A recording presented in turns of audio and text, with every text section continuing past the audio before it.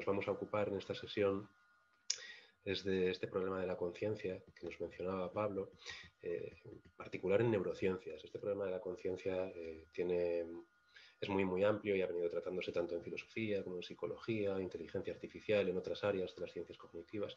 Pero bueno, nos vamos a encargar solo de una noción muy importante, quizá la crucial, de la investigación neurocientífica de la conciencia, que es la de los correlatos neuronales de la conciencia. En este sentido, y para entrar ya de golpe en el tema, quizá lo primero que cabría señalar es que, bueno, durante la década de los 80 se produce de forma progresiva un cambio de actitud hacia la conciencia en este ámbito, ¿no? En el ámbito de las ciencias cognitivas.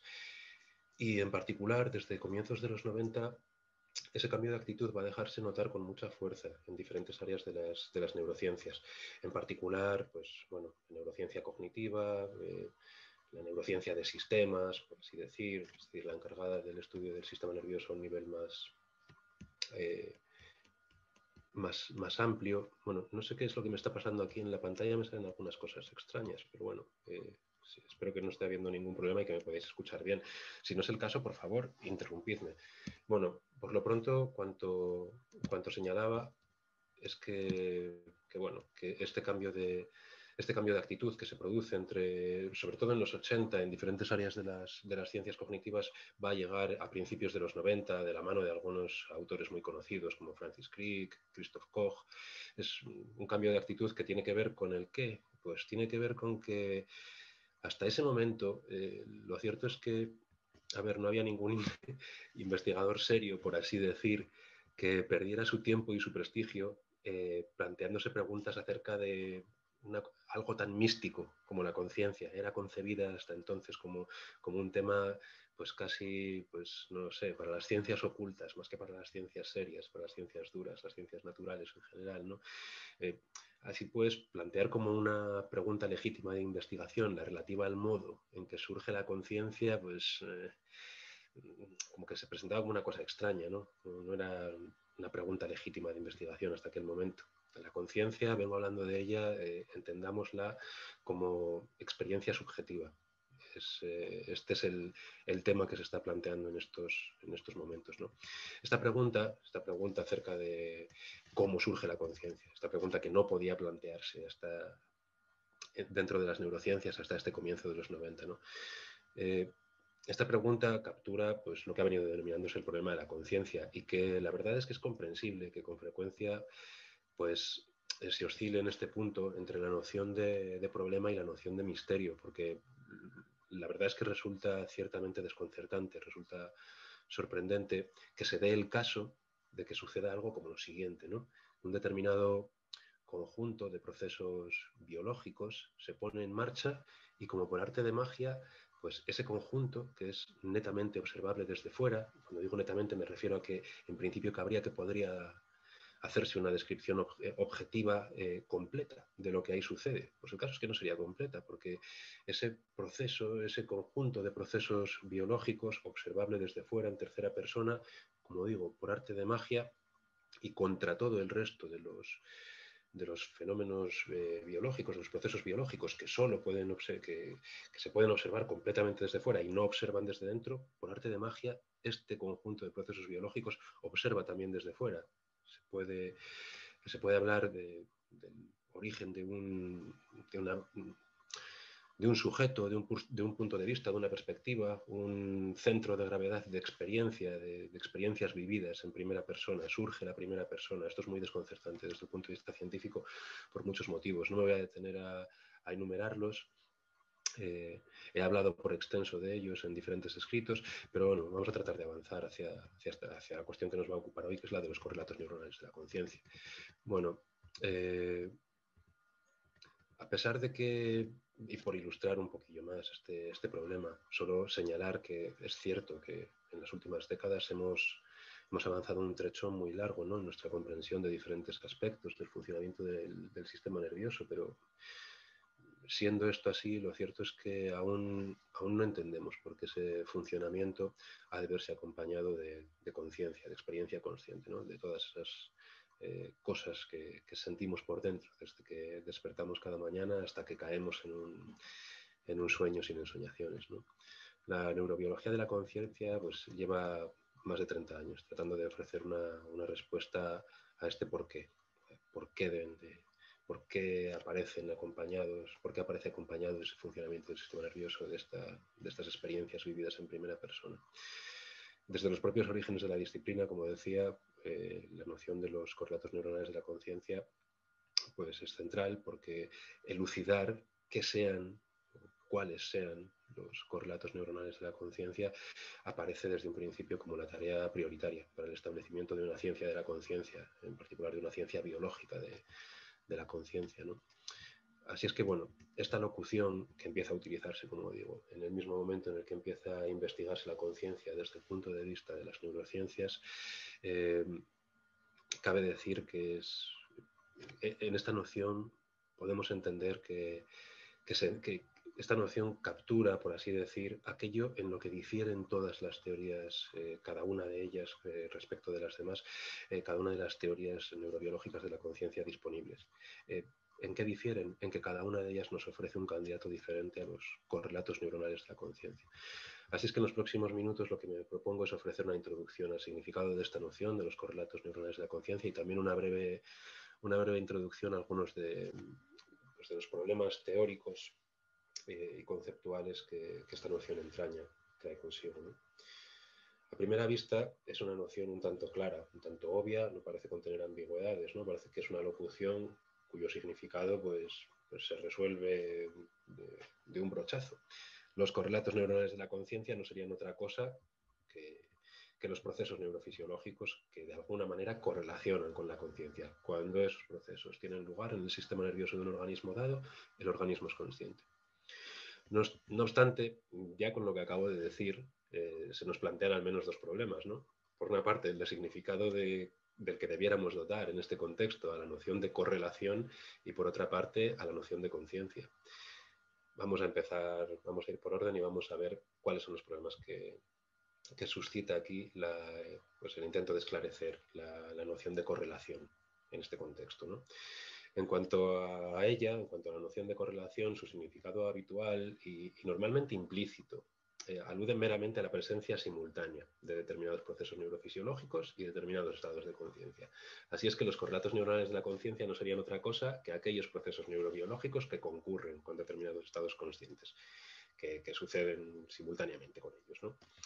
Es habitual también encontrar que se interpreta esta presencia simultánea en términos causales. Aquí es donde vamos entrando y llegando ya a los problemas, ¿no? Es decir, que es habitual que se conciba los procesos neurofisiológicos, que son el caso, los que concurren, los que aparecen de manera simultánea, como decía, como la causa de los estados conscientes concomitantes que tienen lugar de forma simultánea, ¿no? Más adelante daré un par de pinceladas acerca de los motivos por los cuales pues, resulta como mínimo problemática esta pretensión de dar directamente el salto desde correlación a causación. No son la misma cosa de ninguna de las maneras, en ningún contexto teórico ni experimental.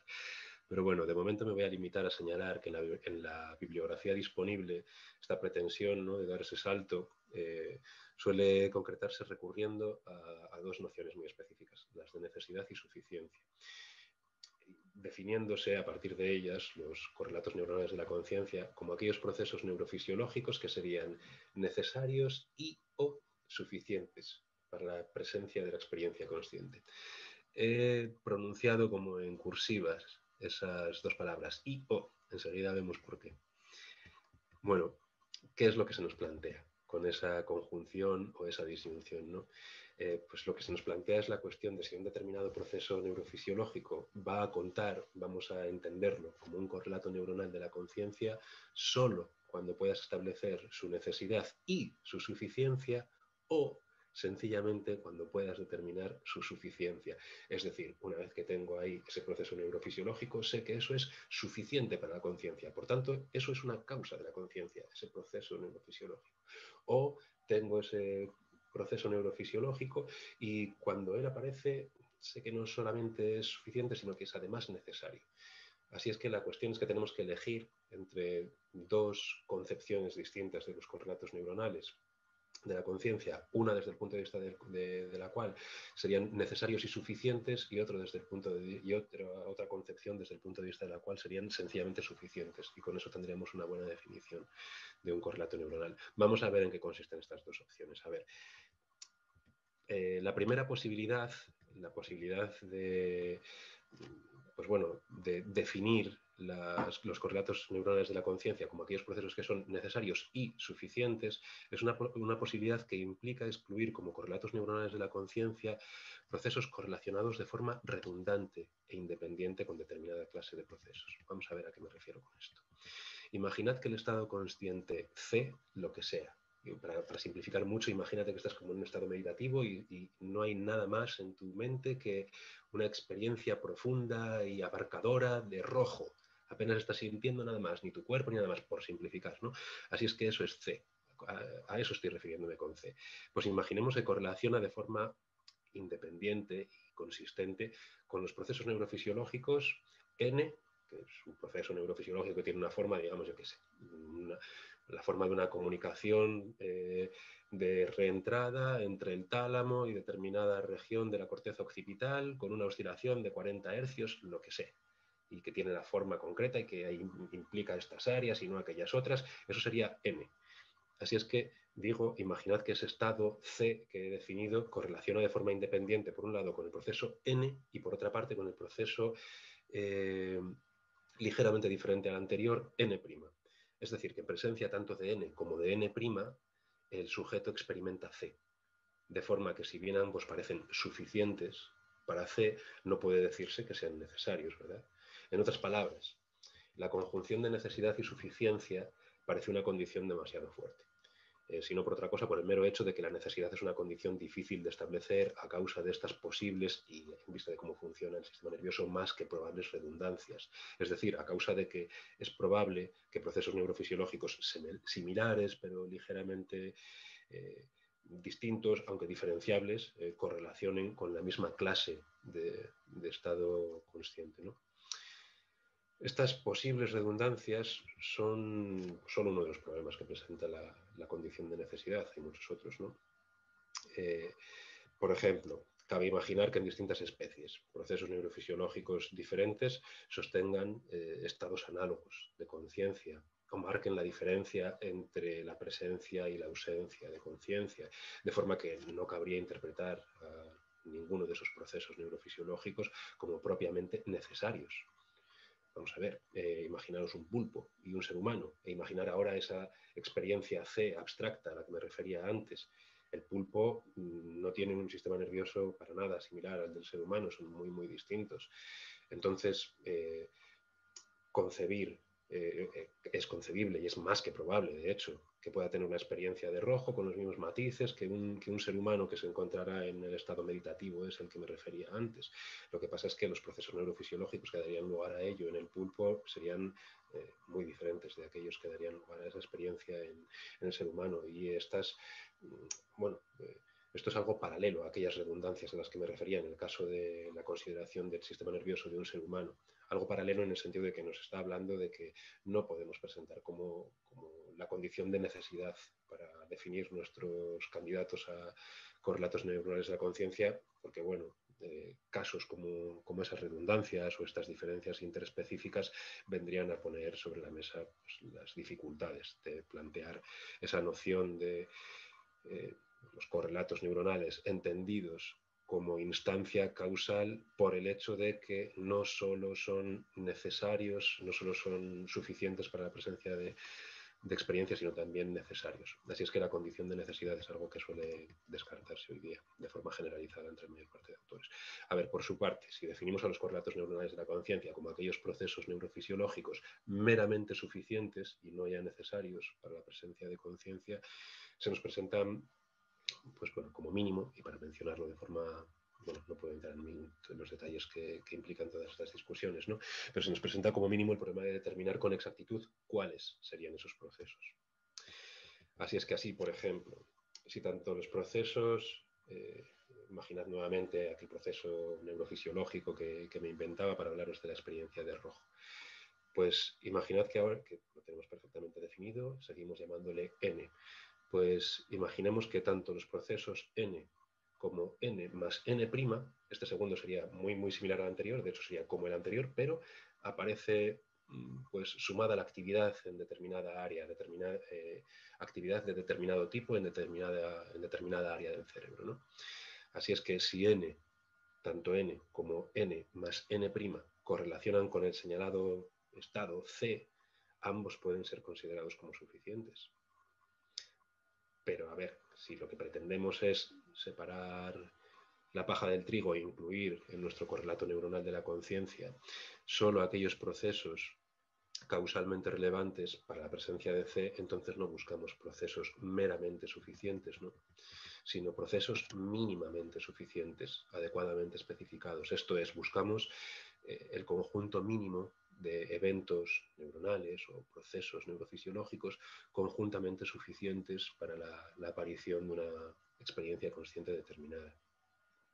Esta cualificación de suficiencia mínima se incluye pues para cribar, como sugería, ¿no? Por así decir, para separar del resto de los procesos neurofisiológicos en curso exclusivamente aquellos causalmente relevantes para la presencia de conciencia. A ver, a la hora de precisar estos procesos mínimamente suficientes surgen nuevos problemas. Sin ir más lejos, es más que probable que si nos cupiera analizar en detalle, ¿no?, la actividad neurofisiológica de un individuo cualquiera, encontráramos que ese individuo no ha estado nunca en dos estados neurofisiológicos idénticos, ¿no? Así es que, ¿cómo determinar entonces los procesos neurofisiológicos que debieran considerarse correlatos neuronales de la conciencia? No basta, pues, desde luego, con que un proceso neurofisiológico concreto correlacione en una ocasión concreta con un estado consciente en particular. Eso tan siquiera sería una correlación. En lugar de procesos neurofisiológicos específicos, lo que necesitamos, obviamente, serían, por tanto, pues, clases de procesos neurofisiológicos, de donde surge, claro, la necesidad de delimitar criterios de pertenencia a clase. ¿Y cómo vamos a estipular esos criterios? Bueno, pues vamos a pensar en un experimento en el que pretendemos acotar las diferencias neurofisiológicas entre las condiciones en las que el sujeto es consciente de un estímulo y las condiciones en las que no lo es. Solo habría esa diferencia mental, ¿no? Y vamos a ver cuáles son. Todo lo demás, en el orden de lo mental de ese sujeto, permanecería idéntico. Tenemos que llevar a cabo una tarea de control experimental monstruosa para mantener todo constante, excepto esa exclusiva diferencia mental consistente en el hecho de que hay un estímulo que aparece por encima y por debajo del umbral de la conciencia, por así decir. Enseguida especifico a lo que me refiero con esto. A ver, podemos recurrir para diseñar un experimento como este a alguna de las técnicas disponibles en la psicología experimental, presentando el estímulo por encima y por debajo del umbral consciente, y podemos registrar la actividad neurofisiológica mediante alguna de las técnicas disponibles. Esto es todo lo que podemos hacer para dar con aquellos criterios a los que me refería, ¿no? Sin embargo, una vez que hemos recabado los datos, ¿qué es lo que sucede? ¿Cómo decidir de cuáles, entre los aspectos de la actividad neurofisiológica presentes en la condición consciente y ausentes en la inconsciente, tienen que ver exclusivamente con la conciencia? He dicho exclusivamente, así como en negrita, por un motivo muy concreto. Enseguida lo aclaro. Ese motivo concreto es que aquí arraiga un problema, y el problema estriba en que hablar en estos términos implica que, de algún modo, tendríamos que poder especificar cómo hallar la forma de mantener constantes en las condiciones consciente e inconsciente todo, excepto la conciencia, para aislar así los aspectos de la actividad neurofisiológica relacionados con la conciencia de los relacionados con el, qué sé yo, con todo, absolutamente todo. El procesamiento sensorial, la percepción, la atención, la memoria de trabajo, el resto de la miríada de procesos sensoriales, cognitivos y afectivos en curso, así, por otra parte, como de los prerequisitos y las consecuencias del procesamiento consciente. Así es que tendríamos que llevar a cabo ese mayúsculo esfuerzo de control experimental para poder determinar los criterios a los que antes me refería. Imaginemos ahora que hemos conseguido sortear este grave problema de control experimental y aislamos la única diferencia neurofisiológica relevante entre la condición consciente y la condición inconsciente, que correlaciona con la única diferencia mental de la percepción consciente del estímulo en el contexto experimental este del que venimos hablando, ¿no? En este caso, faltaría aún constatar que esta diferencia constituye un tipo de actividad neurofisiológica común a las diferentes condiciones en las que se produce esa única diferencia mental. Solo así podríamos dar el salto desde los procesos mínimamente suficientes para un caso concreto a clases generales de procesos mínimamente suficientes. En otras palabras, necesitaríamos no solo determinar qué clase de procesos neurofisiológicos correlacionan con la conciencia y no con otros aspectos del funcionamiento nervioso, sino también determinar que los mismos constituyen efectivamente una clase caracterizada por una serie de rasgos distintivos, identificables experimentalmente y articulables teóricamente, ¿no? Con todo, esta definición de correlatos neuronales de la conciencia en términos de clases de procesos neurofisiológicos mínimamente suficientes para la aparición o la emergencia de experiencias conscientes, esta definición sí, vale, es ciertamente intuitiva y está muy bien, pero aún no hemos hablado de uno de los extremos cruciales, ¿no? Decía antes que surgían dos problemas, uno es el del significado de correlación, que es de lo que me he encargado hasta aquí, y otro sería el del significado de conciencia, que es un problema que en lo que he señalado por lo pronto, pues resta intocada esta cuestión, ¿no?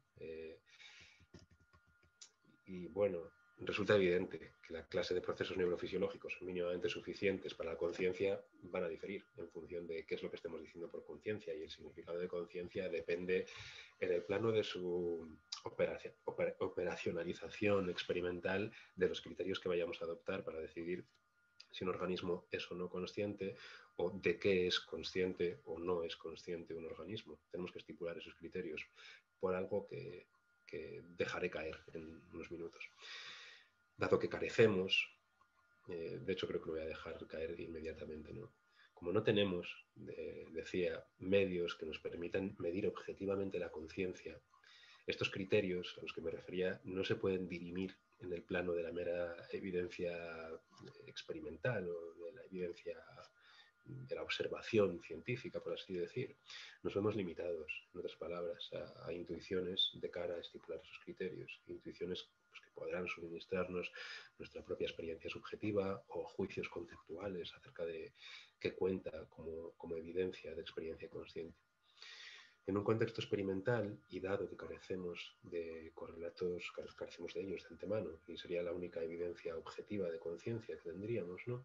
Como carecemos de ellos, el único índice objetivo de conciencia con el que contamos es la conducta de los sujetos experimentales.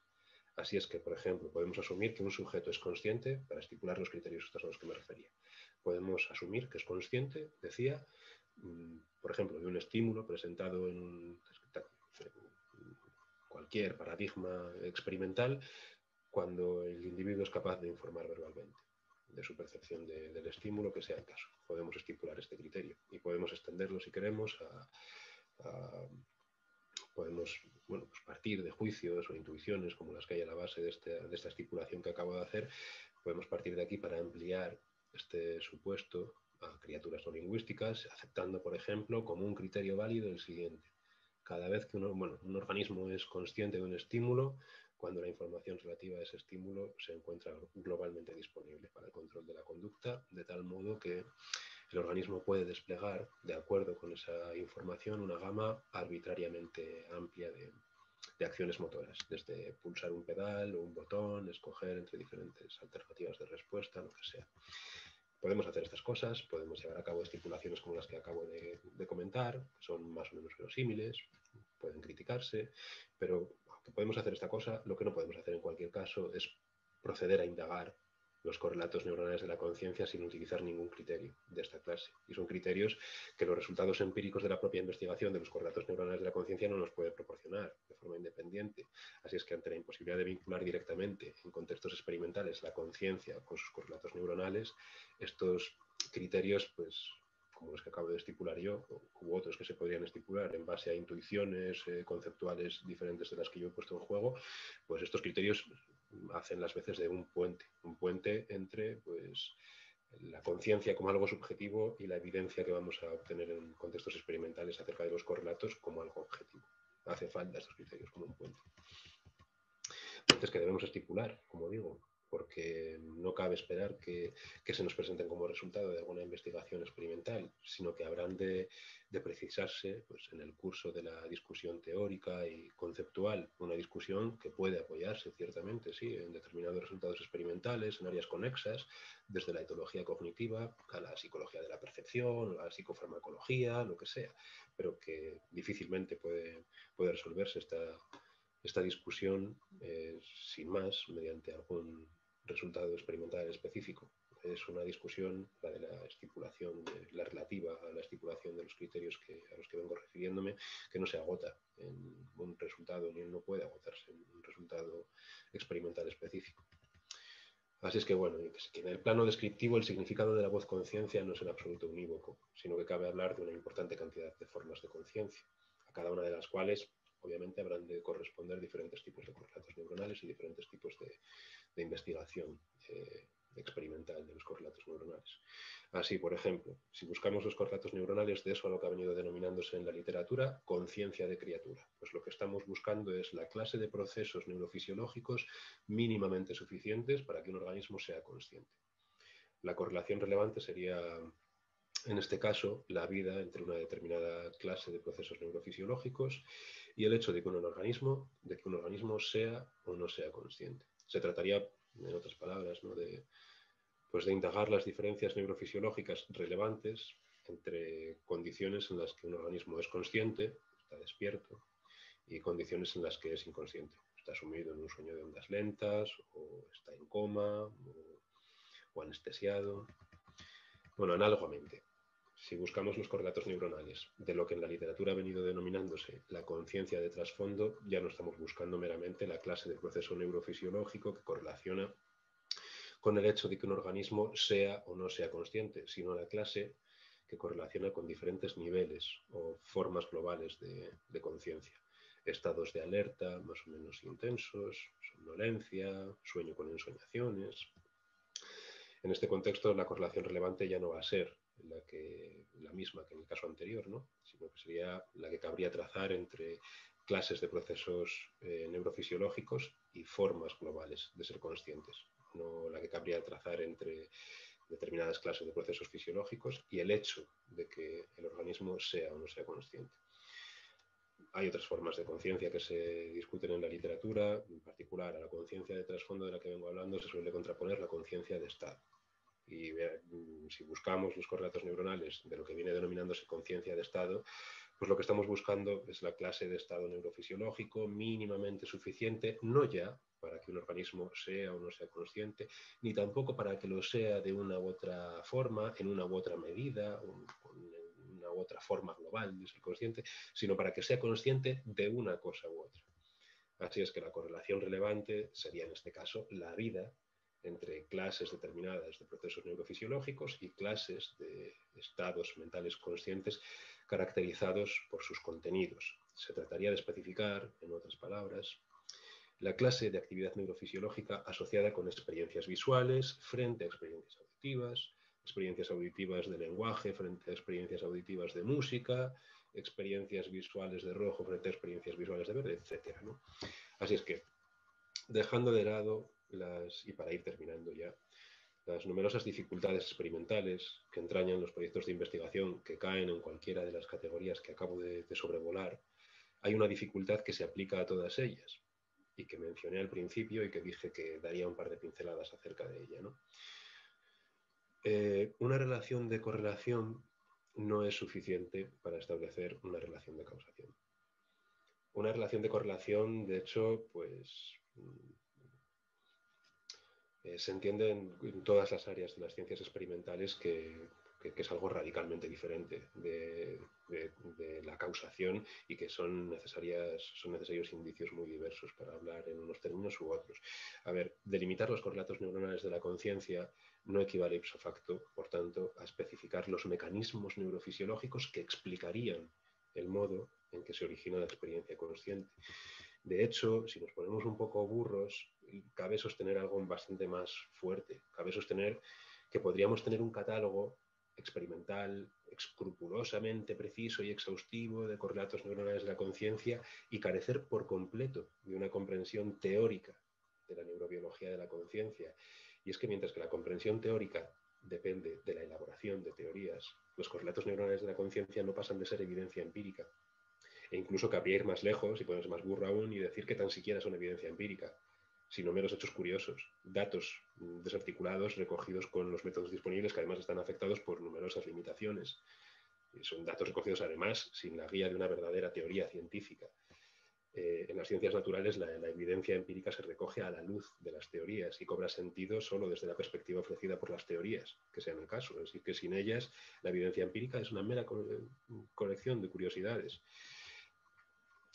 Creo que con esto, a ver, me gustaría señalar un montón de cosas más, en particular unas que podrían cerrar lo que acabo de decir acerca de la pobreza de lo que nos ofrecen los correlatos neuronales de la conciencia y cómo cabría entender que podrían ofrecernos algo más rico, cómo cabría elaborar teorías, porque eso sería el primer paso, etcétera. Esto ya son temas mucho más abstractos que cabría plantearlos como tema para otra sesión, para la prolongación de esta charla. Así es.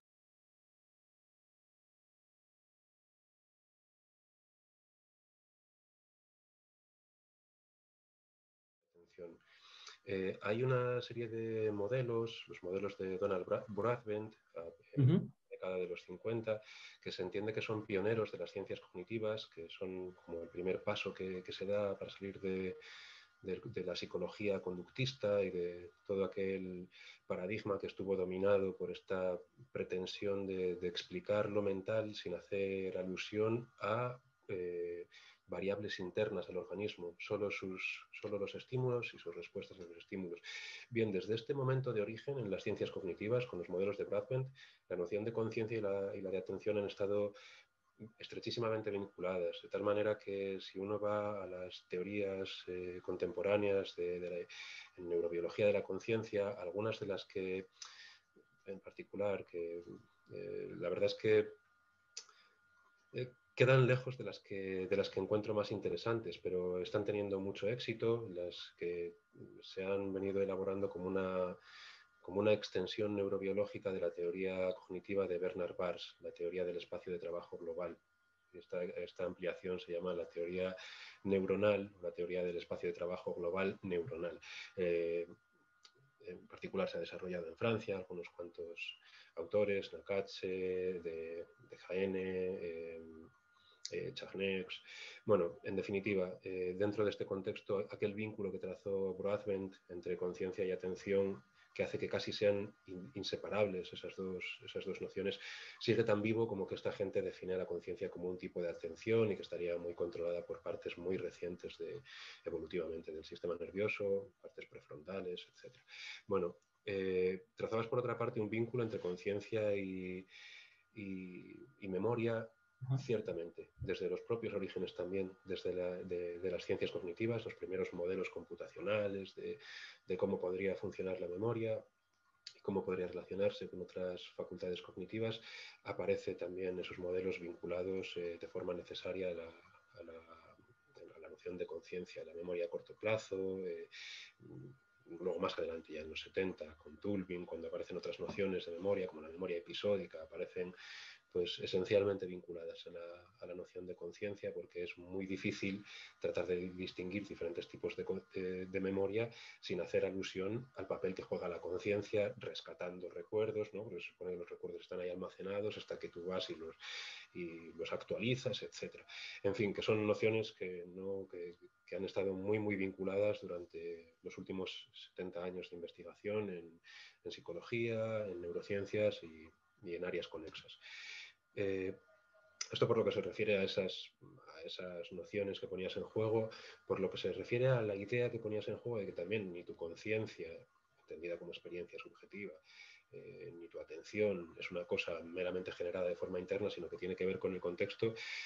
Dos apreciaciones. Bueno, la primera tendría que ver con el hecho de que esto, a partir de los años 90, y en particular con aquel libro de Cuerpo Presente de Varela, de ahí en adelante hay una corriente muy importante que viene tratando de dar un paso más allá del computacionalismo en ciencias cognitivas, que son todas las corrientes, bueno, es la corriente en activa que ha dado lugar a un montón de extensiones diferentes, tanto en, qué sé yo, en robótica, como en todas las áreas de la psicología, de la neurociencia, etc.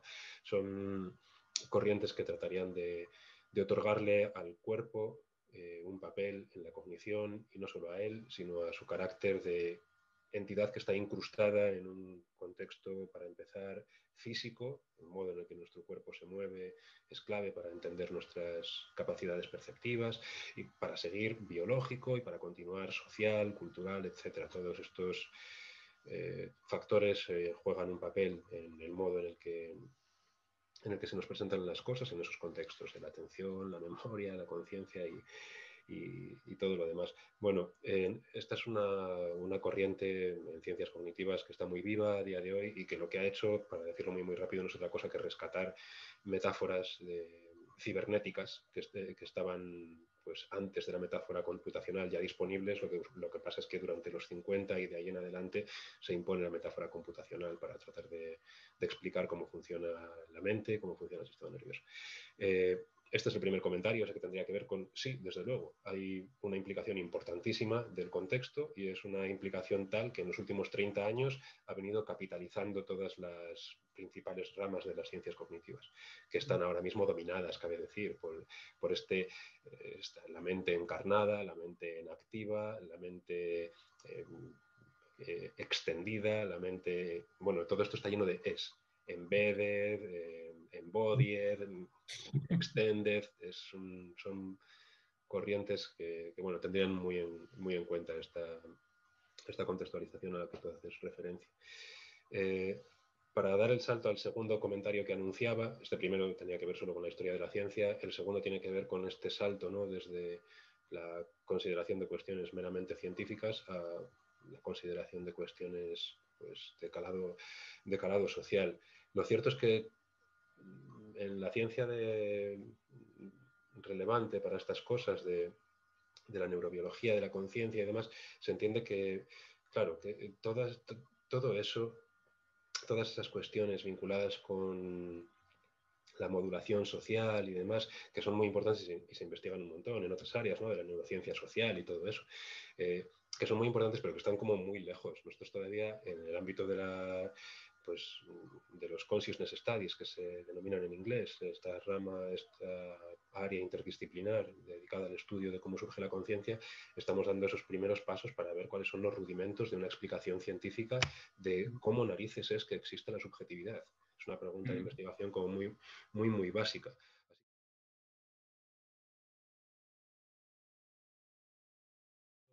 El vínculo que establecería entre estas áreas de investigación y cuestiones de calado social tendría más que ver con una cierta crítica de un cientismo y una tecnolatría, un cientismo mal entendido y una tecnolatría absurda, que aparece constantemente en los medios y que están a años luz de lo que uno se encuentra en las publicaciones técnicas. En las publicaciones técnicas todo el mundo es consciente de que estamos dando esos primeros pasos a los que aludía, y que nuestra comprensión de la mayor parte de los fenómenos implicados es, pues, muy tenue, muy escasa, pues eso, es incipiente. Mientras que en los medios el descargar nuestra conciencia en Internet es una cosa que está ahí ya, y hay ahora mismo un proyecto, tanto en Europa como en Estados Unidos, el Human Brain y el Brain, todos estos son proyectos que vamos a simular en un ordenador, el cerebro, hasta el último de sus detalles que, por otra parte, no conocemos, no sabemos cómo se relacionan con prácticamente nada, no sabemos ni cómo se almacena un recuerdo ni cómo se recupera, pero vamos a ser capaces ya mañana de construir un cacharro que va a poder curar todas las enfermedades, que va a poder... esto es, aquí estaba haciendo una alusión implícita a Neuralink, una de las empresas de Elon Musk. Hay, en definitiva, pues un optimismo que se sustenta en el humo, en la nada, en campañas de marketing de millonarios que, bueno, como digo, venden un humo que es radicalmente curioso para cualquiera que comprenda nada acerca de estas áreas. Pero para aparecer en los medios, siendo un científico reputado, tienes que tener un discurso muy específico. Tienes que ser un tecnólatra o tienes que ser afín a esa ideología.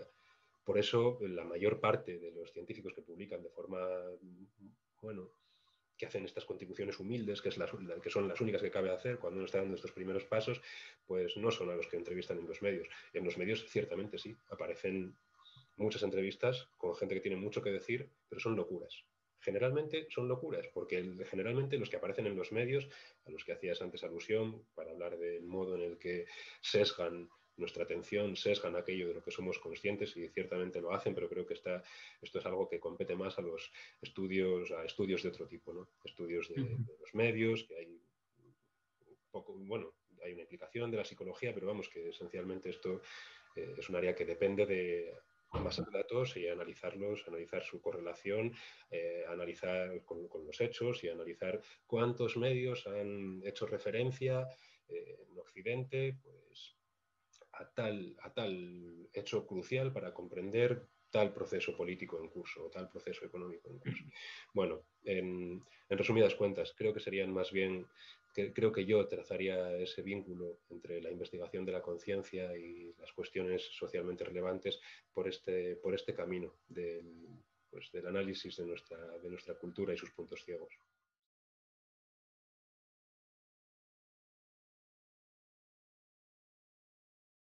Diferentes. Por una parte, la relativa a Damasio y a la distinción entre la conciencia nuclear y la conciencia extendida, digamos que esto, claro, es una distinción que él traza muy poquito antes de aquel libro de divulgación, en un par de artículos técnicos que son anteriores a aquel libro de divulgación que se llamaba The Feeling of What Happens.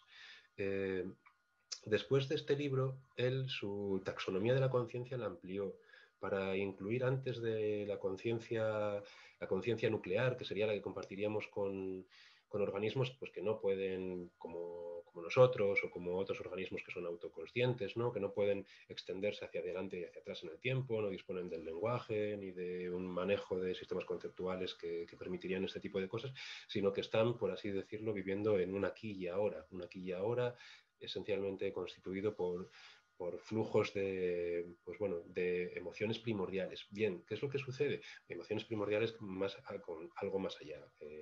En el caso de la conciencia nuclear, pues habría mapas neuronales referidos al cuerpo, mapas neuronales referidos a objetos externos, y tendrían a su base pues tendrían este lecho afectivo que, como digo, Damasio posteriormente amplía su taxonomía de la conciencia para hablar de una tercera forma, que no sería ni la nuclear ni la extendida, sino pues, lo que él ha venido llamando, a partir de Self Comes to Mind, que se tradujo, no me acuerdo cuál fue la traducción, pero está disponible en castellano.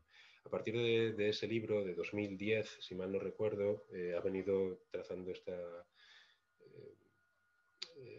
taxonomía tripartita, en lugar de aquella que no ponía no había un énfasis tan fuerte en la interocepción como ha venido habiendo en los últimos 12 años en los trabajos de Damasio. Así es que, bien, claro, es una distinción muy importante. Aparecen muchos otros, en la mayor parte de las teorías importantes en neurobiología de la conciencia. Por ejemplo, es lo que sería en Edelman, tenemos a partir de finales de los 90, él ha trazado ya, bueno, la verdad es que desde mediados de los 90 él había trazado una distinción muy similar, en la que nos encontramos por una parte a una conciencia primaria, le llama Edelman, que sería nuevamente una conciencia del aquí y ahora, que tendrían una gran cantidad de organismos, las aves, todos los mamíferos. Duda él si extenderlo a reptiles, de hecho no se arriesga y no lo hace. Damasio lleva mucho más atrás, por cierto, la filogénesis de la conciencia. Bueno, como digo, sí, es una distinción importante y que parece tener unos mimbres tanto teóricos como empíricos muy sólidos. Luego, por lo que se refiere a la otra pregunta que planteabas, la vinculada con si cabe concebir que exista en un mismo cerebro, estoy suponiendo, ¿no? En un mismo sujeto, que haya varias entidades conscientes. Bueno, esto es lo que surge de la investigación de Roger Sperry, luego muy divulgada por Michael Gazzaniga, pero surge en este contexto de los cerebros divididos. Lo de los cerebros divididos habría que explicar un poco qué es. Tiene que ver con un tipo de intervención quirúrgica que estaba destinada a separar los dos hemisferios, cortando el cuerpo calloso, de tal manera que las crisis epilépticas que tenían lugar, que partían del foco epileptógeno, estaba, bueno, con esta operación quedaba confinado en un hemisferio y no daba lugar a una crisis total, ¿no? Esas crisis que te tiran al suelo, etc. Después de que se hicieran estas intervenciones en sujetos durante los años 60, se investiga, parecen sujetos normales y hasta que no se empiezan a hacer pruebas sutiles no aparecen indicios de que ciertamente podría haber ahí dentro, en el hemisferio derecho, tú solo te comunicas con el izquierdo en el 99% de las personas diestras que tienen el centro del lenguaje en el hemisferio izquierdo. Las zurdas, pues en un porcentaje mucho mayor, no lo tienen en el derecho. Pero bueno, que en cualquier caso, en uno de los dos hemisferios no hay un centro del habla que se comunique contigo explícitamente, así es que tú estás hablando con el izquierdo, pero de forma sutil, a través de diferentes pues, herramientas experimentales, se llega uno a poder comunicar con el otro hemisferio que parece tener una vida muy rica y que se manifiesta en ocasiones en contradicción a lo que quiere el hemisferio izquierdo. Esto se suele ilustrar con una mano se abotona la camisa y con la otra se la desabotona, cosas que han pasado en este tipo de sujetos. Es una opción abierta. Lo que sucede es que yo, y esta es una apreciación personal pero que la sustento en una gran cantidad de extremos que creo que puedo justificar con detalle. Mi impresión es que la base de la conciencia es está mucho más abajo en el sistema nervioso. En concreto está en el tronco del encéfalo.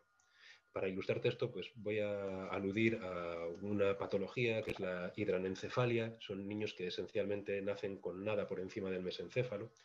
Es decir, no hay corteza cerebral, apenas hay tálamo, es decir, apenas hay diencéfalo, pero solo tienen esta parte una parte baja que la compartimos con todo, con los peces, con los reptiles, que es lo más antiguo. En el mundo del sistema nervioso vertebrado, pues esto de aquí abajo, pues tradicionalmente se venía considerando como una zona del sistema nervioso que controla automatismos y ya está. No, la realidad es mucho más compleja. Ahí hay un mapa de todo nuestro cuerpo y es un mapa homeostático de todo nuestro cuerpo, es decir, es un mapa que tiene que ver con qué tal le está yendo a mi cuerpo desde el punto de vista de la supervivencia. Y ese qué tal tiene que ver con, pues por decirlo muy rápido, dar la señal de alarma de, oye, mucho cuidado que está subiendo o está bajando este o aquel otro parámetro crítico. Temperatura, presencia de iones, aunque luego esto se refina más arriba, aquí hay un mapa de nuestro organismo desde el punto de vista de las vísceras. Esto es, pues, como desde mi punto de vista y desde el de muchos otros autores que han venido ganando fuerza, pero es una corriente reciente en neurobiología de la conciencia, este mundo interior, este mundo antiguo de la química y de las vísceras, en definitiva, el mundo interoceptivo que ha venido siendo completamente desatendido en la neurobiología de la conciencia anterior, desde mi punto de vista es crucial, y la unidad del sujeto con un cerebro dividido, la unidad de su experiencia, yo, claro, creo que es Perry y la gente que después de él se ha aventurado a decir, no, ahí hay dos focos radicalmente separados de conciencia.